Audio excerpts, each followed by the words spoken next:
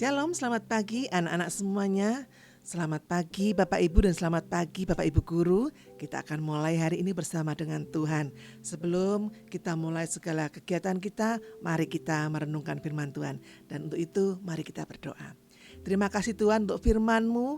Terima kasih untuk kesempatan yang baru yang Kau berikan bagi setiap kami. Kami percaya Tuhan firman yang baru Kau berikan bagi kami Tuhan pada pagi hari ini Tuhan.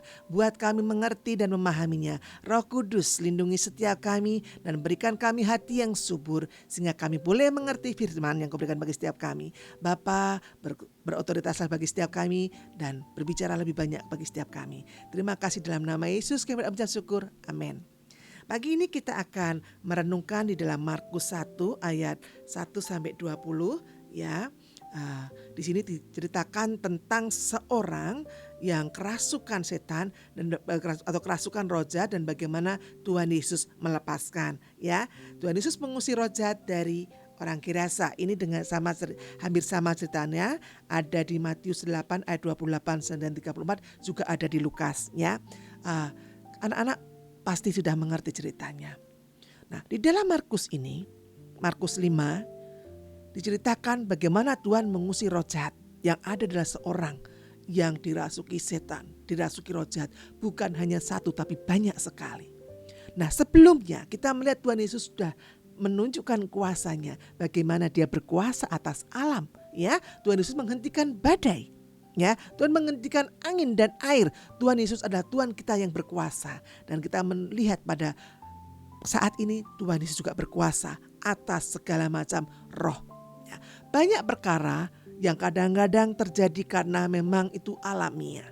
Ya, karena mungkin itu karena sesuatu yang alamiah. Tetapi ada juga masa-masa, ada hal yang kesulitan, ada hal masalah yang disebabkan oleh pekerjaan roh jahat. Dan kita melihat bagaimana Tuhan itu berkuasa mengatasi setiap masalah yang dihadapi oleh anak-anaknya.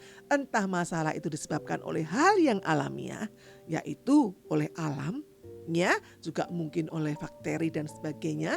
Tetapi kalau seandainya itu dikerjakan oleh roh jahat, Tuhan berkuasa. Karena itu kita tidak perlu takut ya. Dikatakan, lalu sampailah mereka di seberang danau, di seberang daerah orang Gerasa ya. Di daerah orang Gerasa baru saja Tuhan Yesus turun dari perahu, datanglah seorang yang kerasukan roh jahat dari perkuburan ya. Jadi roh jahat ini, orang ini tinggal di pekuburan. Roh jahat ini suka dan nyaman tinggal di pekuburan. Jadi orang yang kerasukan diseret untuk juga tinggal di pekuburan ya, di tempat yang seperti itu, di tempat yang termasuk kalau zaman dahulu, zaman Tuhan Yesus, orang Yahudi mengatakan pekuburan itu adalah tempat orang mati, berarti adalah tempat yang najis ya.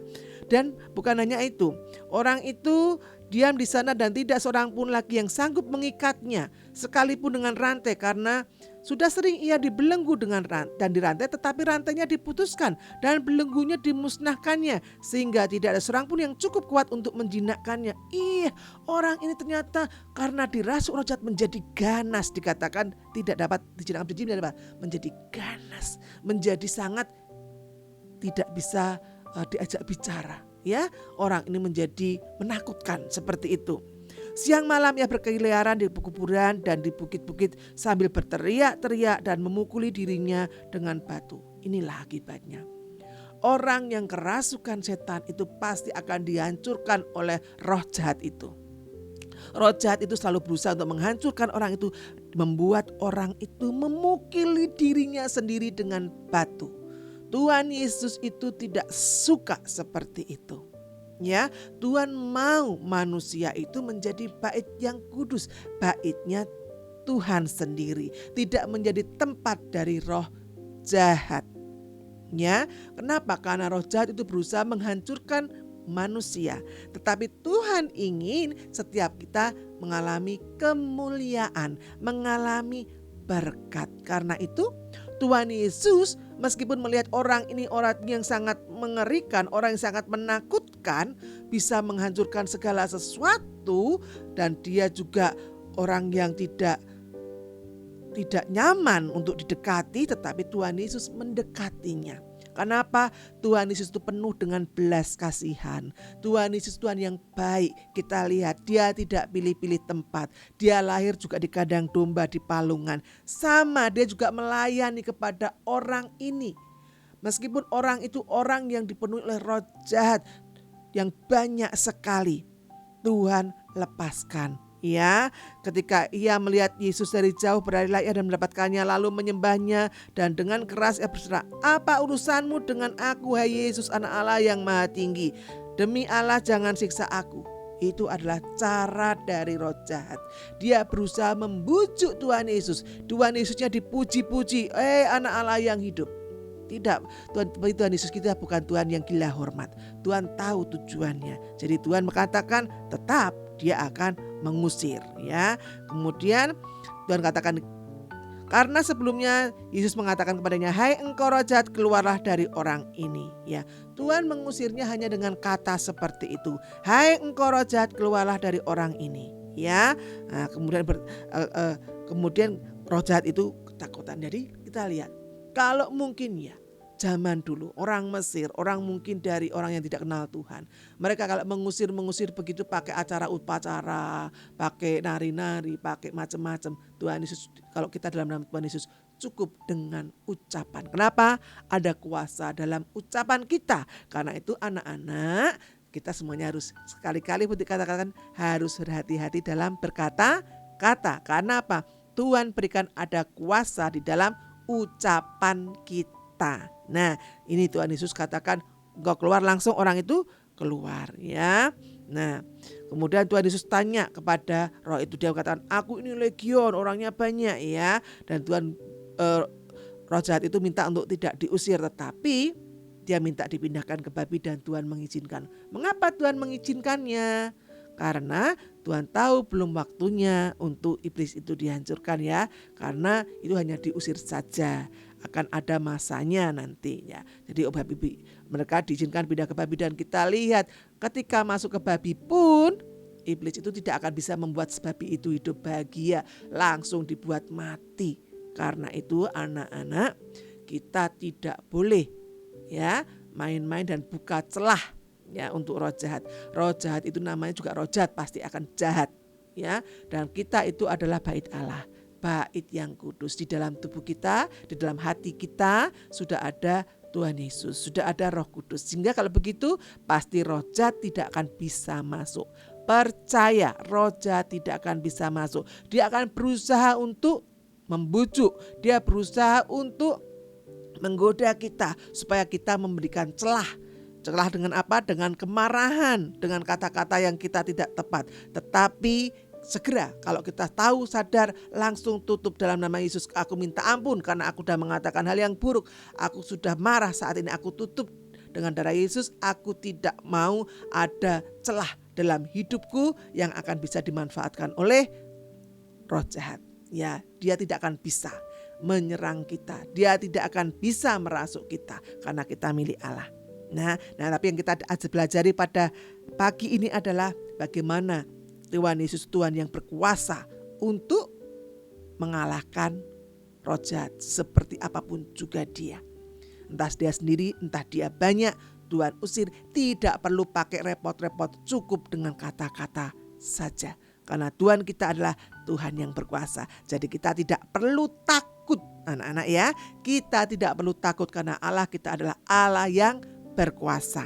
Itu dia berkuasa atas alam tadi, dia juga berkuasa atas roh-roh jahat. Seandainya ada masalah dalam hidup kita, kita berdoa saat ini dalam nama Yesus, demi nama Yesus, aku katakan tidak boleh ada roh jahat yang boleh mengganggu kehidupanku, kehidupan keluargaku, kehidupan sekolahku. Ya, karena memang ada kadang-kadang ada masalah yang disebabkan oleh roh jahat. Kita berdoa saat ini dikuduskan ya. Rumah kita, kesehatan kita, pekerjaan orang tua kita, sekolah kita dikuduskan, semuanya milik Allah sehingga tidak ada yang dapat mengganggu. Semuanya boleh pergi, silakan pergi. Nah, dalam nama Yesus pergi ya, harus pergi. Nah, itu yang Tuhan ajarkan. Dan kedua adalah kita harus punya belas kasihan seperti Tuhan Yesus. Kalau kita melihat ada saudara kita atau mungkin orang di tengah jalan, kalian melihat orang gila yang telanjang, jangan diolok-olok. Tetapi apa? Kita harus punya hati seperti Tuhan Yesus, punya belas kasihan. Kalau bisa ditolong, kalau kita nggak bisa tolong, kita doakan saja dari jauh. Tuhan, kasihan orang itu. Tuhan, Kau lepaskan orang itu. Tuhan, temukan dia dengan orang yang menolong karena saya tidak bisa menolong. Begitu ya. Dan kalau memang kira-kira orang itu membahayakan, dihindari. Ya, dihindari tetapi tidak dibenci dan tidak diolok-olok. Begitu ya. Nah, kemudian kita lihat apa jadinya. Karena kalau orang itu dilayani seperti itu, kita lihat orang yang sudah dibebaskan tadi. Nah, kemudian lihat nih, ketika babi tadi pada terjun ke tebing, orang-orang lihat apa yang terjadi dengan orang yang tadinya itu kerasukan setan. Ya, ayat 16. Orang-orang yang telah melihat sendiri hal itu menceritakan kepada mereka tentang apa yang telah terjadi atas orang yang kerasukan setan itu dan tentang babi-babi itu. Ya, kemudian mereka cerita. Lalu mereka mendesak Tuhan Yesus supaya meninggalkan daerah mereka. Pada waktu Yesus naik lagi ke dalam perahu, orang yang tadinya kerasukan setan itu meminta supaya ia diperkenankan menyertai dia. Tuhan Yesus tidak memperkenankannya, tetapi ia berkata kepada orang itu, pulanglah ke rumahmu, kepada orang-orang sekampungmu, dan beritahukanlah kepada mereka segala sesuatu yang telah diperbuat oleh Tuhan atasmu, dan bagaimana ia telah mengasihi engkau.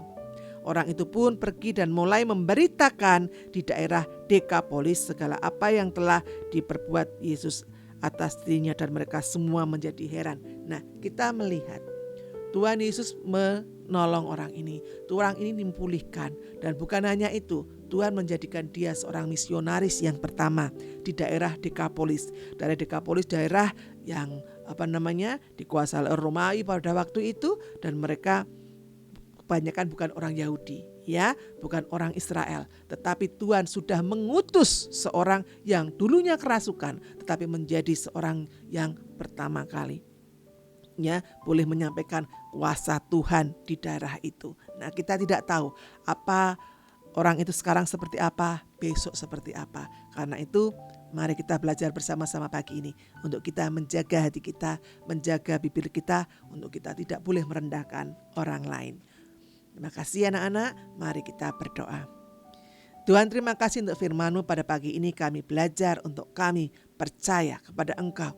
Kami melihat kuasa-Mu yang ajaib, yang mengalahkan segala sesuatu yang jahat ya Tuhan. Kami percaya Tuhan saat ini Tuhan kuasa-Mu juga dalam hidup kami Tuhan. Sehingga tidak ada kuasa kegelapan ataupun roh jahat apapun juga dalam yang dapat mengganggu hidup kami Tuhan.